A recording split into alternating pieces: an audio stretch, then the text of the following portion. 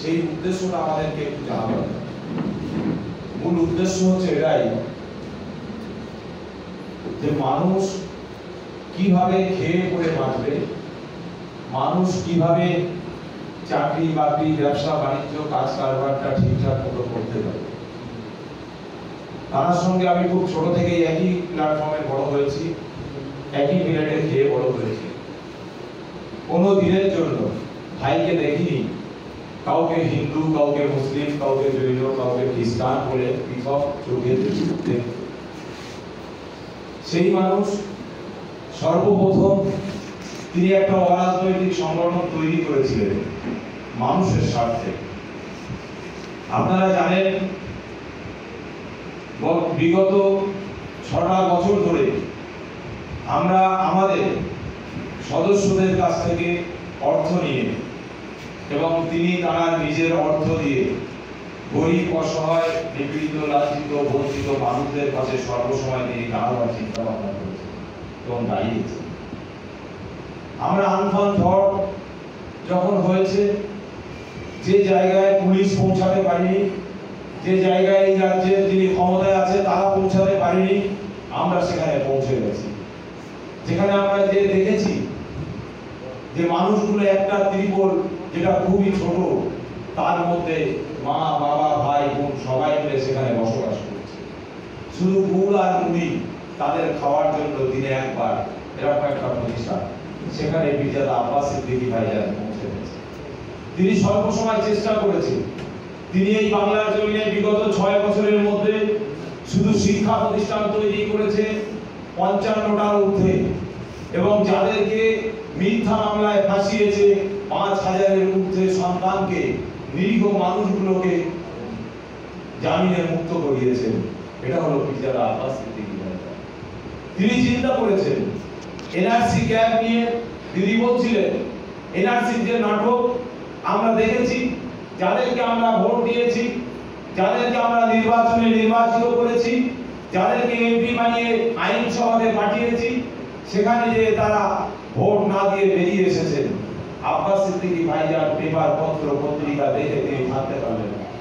তিনি চিন্তা করলেন যে এটা কিভাবে সম্ভব, যাদেরকে ভোট দেওয়ার জন্য নির্বাচিত করেছি, যাদেরকে আইনসভার মধ্যে ভোট দিয়ে পাঠিয়েছি, তারা আমাদের বিরুদ্ধে, নাগরিকের বিরুদ্ধে একটা আইন পাস হয়ে গেল, আর সেখানে তারা উপস্থিত নেই, অনুপস্থিত, এটা কি করে হয়? তিনি মাননীয় মমতা ব্যানার্জির কাছে প্রেস মিডিয়ার মাধ্যম দিয়ে তিনি আবেদন করেছিলেন যে ওই সমস্ত ব্যক্তিগুলোকে, ওই এমপি গুলোকে আপনি বরখাস্ত করুন, তাদেরকে জিজ্ঞাসা করুন, কৈফিয়ত দিন, তারা কেন কি জন্য সেখানে হাজির হয়নি। কোনো সদুত্তর আমরা সেখানে পাইনি। তারপরেই আমরা দেখলাম মির্জা আব্বাস সিদ্দিকীর এই হক কথা, সত্য কথাটা বলার জন্যই তার বাড়িতে 1500 পুলিশ প্রশাসন যে হাজির হয়েছিল। হাজার হাজার পুলিশ প্রশাসন সেদিন রাত্রিবেলায় ভাইজানের বাড়িতে যে হামলা করেছিল, বাড়ির সিসি ক্যামেরা থেকে শুরু করে বিভিন্ন ভাবে ক্ষয়ক্ষতি তারা করেছিল। আমরা বলতে চাই, এটা কোন বাংলায় আমরা বসবাস করছি, যেখানে নিজস্ব বাক স্বাধীনতা নেই, যেখানে নিজস্ব কথা বলার স্বাধীনতা নেই, যেখানে নিজের ধর্ম পালনের স্বাধীনতা নেই। আজকে তিনি উপলব্ধি করেছেন যে এই পশ্চিম বাংলায় একটা সুন্দর সকাল দিতে হবে মানুষকে উপহার, যেখানে প্রতিটা মানুষ, হিন্দু ভাই হিন্দু ধর্ম পালন করবে, মুসলমান ভাই মুসলমানের ধর্ম পালন করবে, খ্রিস্টান ভাই খ্রিস্টানের ধর্ম পালন করবে, ইহুদি নাসারা যে যার ধর্ম। ভারতবর্ষের স্বাধীনতার পর থেকে বাবা সাহেব আম্বেদকর যে সংবিধান দিয়ে গেছে, সেই সংবিধানকে মেনে চলবে, তিনি এই চিন্তা ভাবনা করেছেন। তিনি আরো যে সমস্ত চিন্তা ভাবনাগুলো করেছেন, একদিকে যখন দিদি বলছিলেন পুলওয়ামা ঘটনার কথা, যেদিকে পুলওয়ামা হলো তার 3-4 দিন পর থেকে একটা বাংলার জমিনে আওয়াজ উঠে গেল, হিন্দু মুসলমানের মধ্যে যেন একটা রাইট লেগে যাবে ভাব। পাকিস্তান মুসলমানকে দেখলে পাকিস্তানি পাকিস্তানি কথা বলা শুরু হয়ে গেল। সেই সময় বাংলার জমিনের কোনো মানুষ মুখ খুলল না। কলিকাতার জমিনে এক শ্রেণীর বামপন্থী বুদ্ধিজীবী মানুষ, তারা আমাদেরকে সাথে নিয়ে আমরা তাদের সঙ্গে পায়ে পাতা দিয়ে আমরা কলকাতায় র্যালি করে আমরা জানিয়ে দিয়েছিলাম। আমরা পরিষ্কারভাবে বলেছিলাম, যদি পুলওয়ামা ঘটনার সঠিক তদন্ত হোক, পুলওয়ামায় যদি পাকিস্তান দোষী হয়, বাংলার জমি থেকে ফুরফুরা শরীফ আহলে সুন্নাতুল জামাত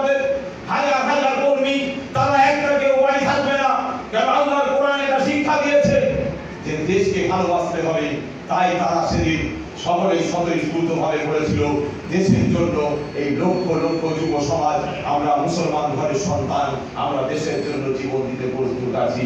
তাই দেশের সৈনিকদের প্রয়োজন নেই, দেশের মানুষের প্রয়োজন নেই।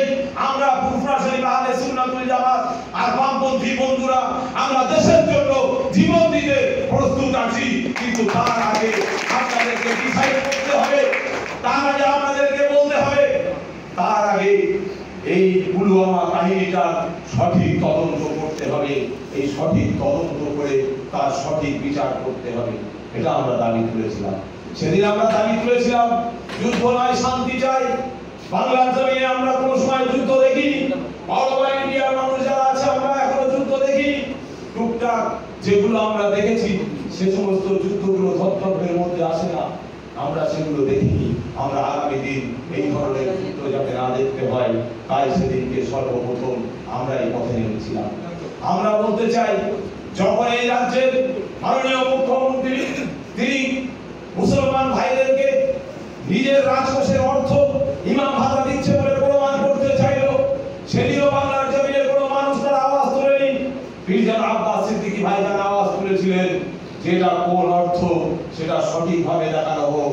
এটা ওয়াকফ বোর্ডের অর্থ না এটা সরকারি রাজকোষের অর্থ, এটা সঠিকভাবে দেখানো হোক। তারা আজও পর্যন্ত দেখাতে পারেনি। হিন্দু ভাই বোন যারা আছে, তারা কি ভাবতে শুরু করে দিল যে রাজকোষের অর্থ একটা ধর্মের জন্য ব্যবহার হচ্ছে। এইভাবে তারা নিজেদের মধ্যে, আমার একটা মুসলমান ভাই একটা হিন্দু ভাইয়ের বাড়িতে কাজ করে খায়, একটা হিন্দু ভাইয়ের বাড়িতে সেলাই মেশিনের মালগুলো নিয়ে আসে, সেলাই করে আবার তার কাছে পৌঁছে দেয়। সে ভাই তখন বলতে শুরু করে দিল, মমতা ব্যানার্জির গভর্নমেন্ট যা দেওয়ার তোমাদেরকে দিয়ে দিয়েছে, অতএব কাজ কামার করতে হবে না। পক্ষান্তরে আমরা কি দেখলাম? সম্পূর্ণ নাটক, নাটক ছাড়া কিছু নয়। তাই আমরাও একমত হয়েছি যে রুটি রুটির লড়াই, যেখানে পেটের লড়াই, যেখানে কর্মসংস্থানের লড়াই, সেখানে কোনো ডিভাইডেড করার জায়গা নেই। আসুন আমরা সংযুক্ত মোর্চা ঐক্যর সঙ্গে এই বাংলাকে নূতন সকাল দিতে হবে, এই বাংলায় নূতন সরকার গঠন করতে হবে। আমরা সেই জন্যই একতা হয়েছি, ঐক্যবদ্ধ হয়েছি। আমি আপনাদের এখানে চ্যালেঞ্জ করে বলে যেতে পারি, বাংলার জমিনে যতগুলো জায়গায়, 28টা জায়গায় বামপন্থী বন্ধুরা আমাদেরকে সিট ছেড়েছে, আমরা মিনিমাম 20টার বেশি জায়গায় সংগঠন, যে সংগঠনের তরুণরা যুবক ছাড়া কেউ চান্স পায় না। আমরা এখানে 50 বছরের ঊর্ধ্বে কোনো সদস্য রাখিনি। আমরা এখানে 18 থেকে শুরু করেছি, আর 40-45-এর মধ্যে সীমাবদ্ধ রেখেছি। আমরা আগামী দিন দেখিয়ে দিতে চাই বাংলার জমিনে যে আমরা কোন ভক্ত নিয়ে ব্যবহার করছি, কোন শরীর নিয়ে আমরা চলছি, আমরা দেশের জন্য জীবন দিতে প্রস্তুত আছি, এটা আমরা দেখিয়ে দিতে চাই। তাই আমরা বলতে চাই, বামপন্থী বন্ধু যারা আছেন এবং আমরাও যারা আছি, আজকের এই রাতারাতি উদ্যম শুরু নয়, প্রত্যেকটা জায়গায় ঐক্যবদ্ধভাবে, একতাভাবে আমাদেরকে সংগঠিতভাবে আন্দোলনটাকে গড়ে তুলতে হবে। এবং প্রতিটা পাড়ায় পাড়ায় মা বোন থেকে শুরু করে, ভাইদের থেকে শুরু করে যারা বেকার যুবক, তাদেরকে বোঝাতে হবে যে এমএ পাস করার পরে তুমি 1.5 লাখ টাকা ঘুষ দিয়ে চাকরির জন্য এই রাজ্যে বসবাস করতে আসুনি। এটা বাংলার যুব সমাজকে বোঝাতে হবে, বাংলার যুব সমাজকে বোঝাতে হবে এমএ পাস করার পর তুমি খেলা চালাবে, এই জন্য তুমি এই বাংলায় আসুনি। তাই আমরা দাবি করেছি, এই বাংলার প্রতিটা শিক্ষিত সমাজ, তাদেরকে আরো বেশি উচ্চ শিক্ষা যদি কেউ হতে চায়, তাকে উচ্চ শিক্ষার ব্যবস্থা করতে হবে, আর তাদের কর্মসংস্থানের ব্যবস্থা করতে হবে।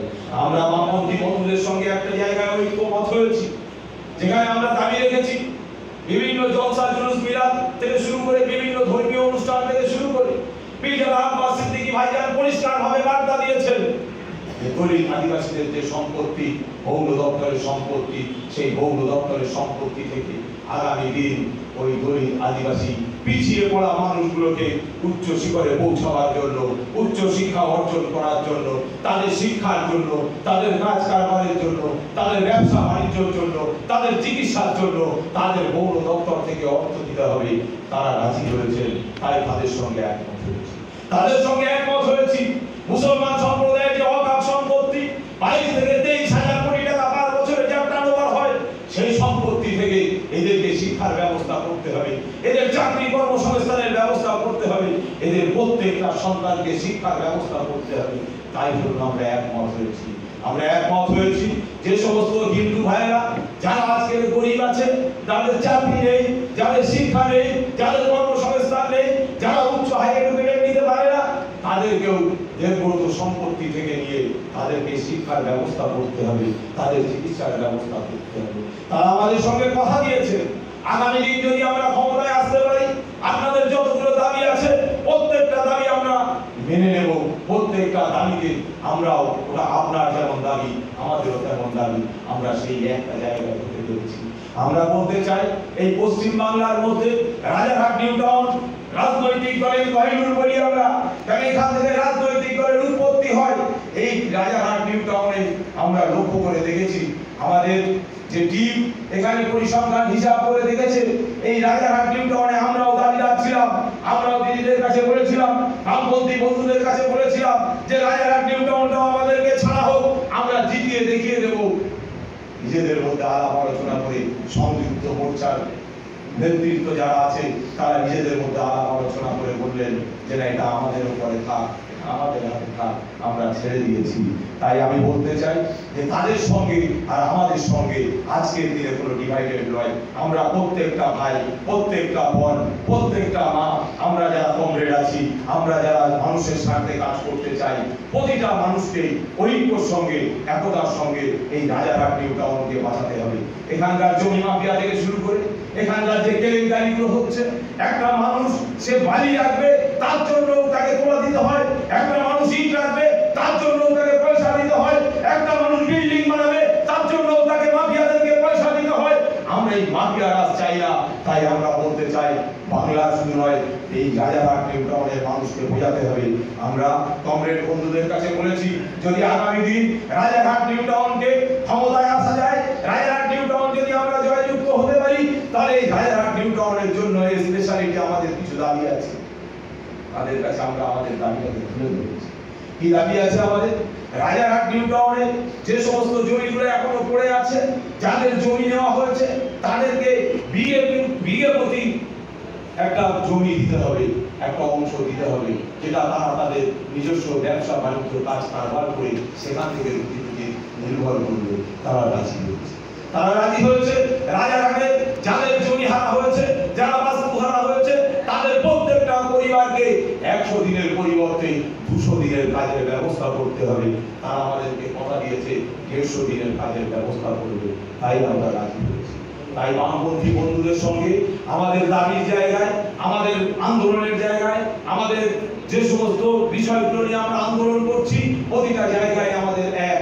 তাই আমরা বামপন্থী বন্ধুদের সঙ্গে কাঁধে কাঁধ মিলিয়ে আজকের অশোকনগর থেকে শুরু করে, আমডাঙ্গা থেকে শুরু করে, ভাঙড় থেকে শুরু করে বিভিন্ন জায়গায় আইএসএফ এর কর্মীরা দলে দলে বামপন্থী বন্ধুদের সঙ্গে যেমন লেগে গেছে কাজে, ঠিক তেমনি ভাবে বামপন্থী বন্ধুরাও আমাদের সঙ্গে কাজে লেগে গেছে। আর ঘরে বসে থাকার সময় নেই। আমাদের প্রত্যেকটা মানুষকে, বামপন্থী বন্ধু শুধু নয়, এখানে আমরা যারাই হাজির হয়েছি প্রত্যেকটা মানুষকে যে যার লেভেল থেকে, আমি আমার কর্মী সভাগুলোতে বলি যে প্রত্যেকটা মানুষকে বক্তা হতে হবে। আমি আপনাদেরকেও বলবো, আপনারাও আজকের পর থেকে যদি প্রত্যেকটা মানুষ 10 জন করে মানুষের দায়িত্ব নেন, তাহলে দেখবেন এই রাজারহাট নিউ টাউন বিধানসভা আমরা পার করতে পারবো। 100% আপনাকে দায়িত্ব নিতে হবে।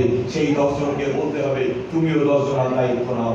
যদি এইভাবে আমরা একটা মাস কাজ করতে পারি, দেখবেন ভোটের জন্য বড় বড় মিছিলের প্রয়োজন পড়বে না, ভোটের জন্য বড় বড় সমাবেশের প্রয়োজন পড়বে না, ভোটের জন্য বেশি টাকা পয়সা খরচা করার প্রয়োজন পড়বে না।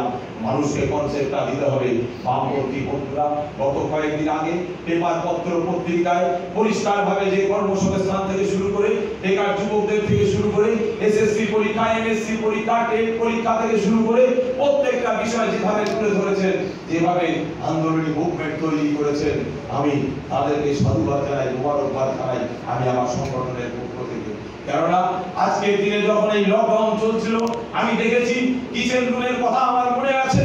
আমি সেখানে 2-4 দিনও যাওয়ার চেষ্টা করেছি এবং গিয়েওছি। ঠিক তেমনি ভাবে আব্বাস সিদ্দিকী ভাইজান লকডাউনের মধ্যে মানুষের পাশে দাঁড়ানোর জন্য প্রতিটা আমাদের পঞ্চায়েত শাখা কমিটির মাধ্যম দিয়ে আমরা বাড়িতে বাড়িতে খাদ্য করা পৌঁছে দিয়েছি। আমরা হিন্দু মুসলিম দলিত আদিবাসী দেখিনি। আজকে আমাদের পিছনে একটা ইসলাম ফেলে দেওয়ার চেষ্টা চলছে। কখনো কেউ বলছে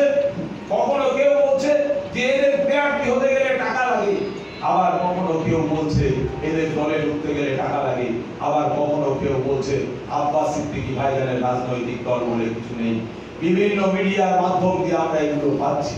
আপনারা সবই জানেন যে এই পশ্চিম বাংলায় কি ধরনের রাজনীতিটা চলে, যে বুৎসার রাজনীতিটা কিভাবে চলে, যে নাটকের রাজনীতিটা কিভাবে চলে, এটা জানার আপনাদের কাছে নতুন করে আর বলার কিছু নেই।